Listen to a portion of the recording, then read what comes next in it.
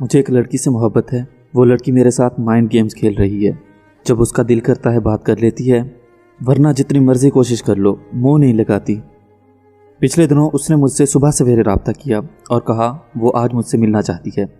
یہ سن کر میری تو عید ہی ہو گئی۔ میں خوشی سے پاگل ہو گیا۔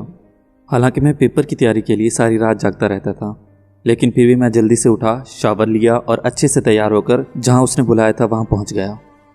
1 گھنٹہ گزر گیا، 2 گھنٹے گزر گئے، نہ وہ میری کال پک کرے اور نہ کسی میسج کا جواب دے۔ کئی گھنٹے انتظار کرتا رہا مگر وہ نہ آئی، نہ ہی وہ آئی نہ مجھے چین آیا۔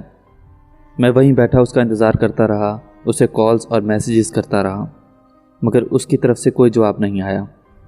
وہیں بیٹھے بیٹھے شام ہو گئی اور شام کو کہیں جا کر اس کا میسج آیا کہ گھر مہمان آ گئے تھے، اس لیے میں نہیں آ سکی۔ میں شدید پریشان ہو گیا۔ اس نے میرے ساتھ کیا کیا ہے؟ یہ بات وہ مجھے پہلے بھی تو بتا سکتی تھی، مگر اس نے جان بوجھ کر مجھے اذیت دینے کے لیے ایسا کیا۔ اسے مجھے اذیت دے کر مزہ آ رہا ہے۔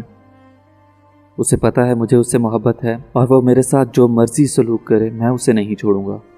میں اتنا پریشان ہوا کہ میڈیکل سٹور پر جا کر میڈیکل سٹور والوں کی منتیں کرنے لگ گیا کہ پلیز اللہ کا واسطہ مجھے نیند کی گولیاں دے دو، میں گھر جا کر انہیں کھاؤں اور سو جاؤں، میری اس پریشانی سے جان چھوٹ جائے۔ مجھ سے یہ اذیت برداشت نہیں ہو رہی۔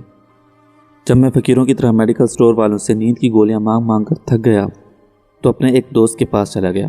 میں نے رو رو کر اسے اپنا حال بتایا اور کہا کہ پلیز تم میری مدد کرو، مجھے نیند کی گولیاں لا دو۔